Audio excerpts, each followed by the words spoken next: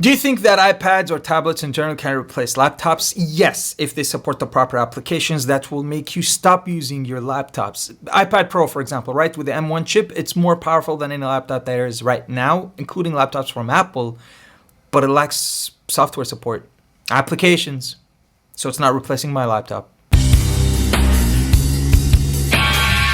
Okay, this is Ahmed Bariki, but you can call me Slorks, and today we're going to be answering your questions from last week, so keep them coming, please, and let's just get to it. The best tech appeared in a Batman movie or series. Well, I did discuss this before, that one of the reasons why I'm obsessed with Batman is because he pioneered tech on TV, and as a kid growing up and seeing him having all those great gadgets, I was like, wow, that is really, really amazing. So my favorite tech that I've seen that appear on the Batman series, whether it be a movie or series, well, the first one is the Bat computer, right? And that appeared in almost every adaptation of Batman. He has a very powerful computer that's connected to a lot of satellites where it helps him get things done. Another thing, it's always the Batmobile. The Batmobile is always cool, filled with tech, and allows Batman to maneuver and do all other things that you can't do with normal cars. And third is always the utility belt. Batman always has some form of a utility belt, which can carry a lot of things, like his grappling hook, for example, but also summoning features that we see today happening in cars with their applications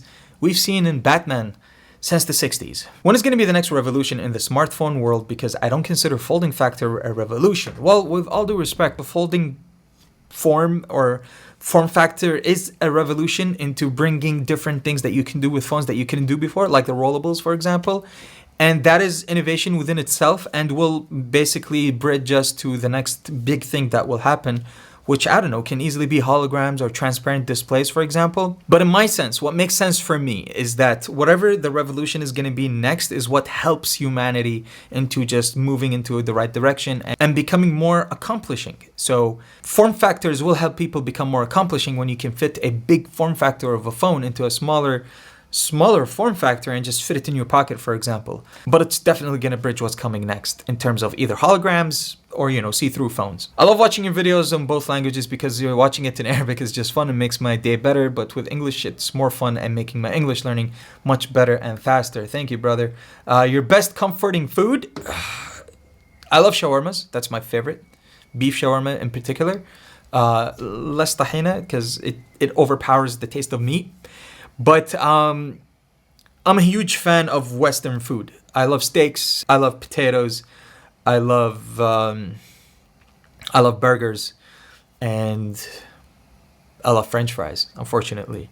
So those are my favorite comfort foods of all time. Why OLED panels in phones has way higher brightness than LCD panels, but on TVs OLED is way less in brightness compared to LCD TVs?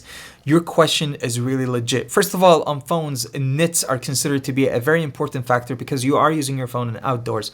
You're not going to be putting your TV outdoor. Second, LED panels overall, in terms of OLED or QLED or whatever, are always going to have higher nit peaks because they don't depend on a backlit technology like the LCD does. However, houses do not depend that much on the nits because usually the atmosphere and the settings accommodate your viewing angles and your viewing pleasure as much as your phones do, and that's why you see discrepancy in brightness level.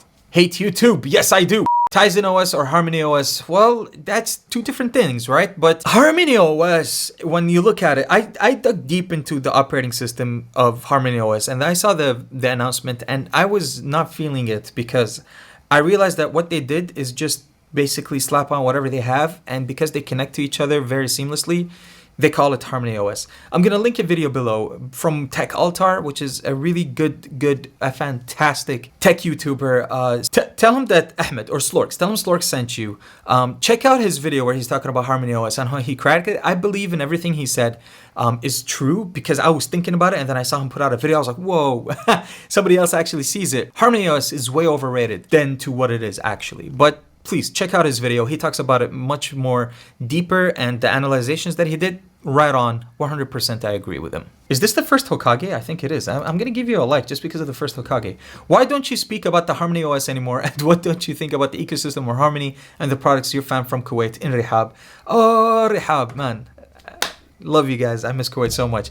So that's why. I just basically explained it. I don't think Harmony OS is an OS as much as it's a unifying of different operating systems that Huawei already works on.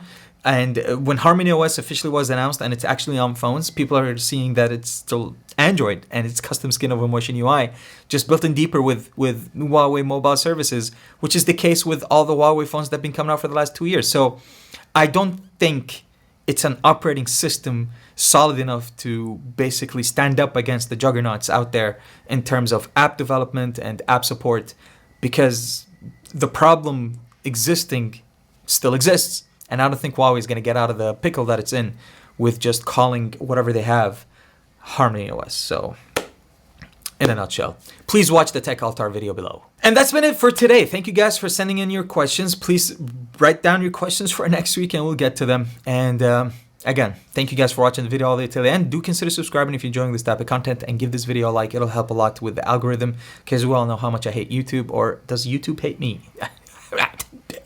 What's the difference? But at the end of the day, I'll see you guys in the next video. And as always, take it easy.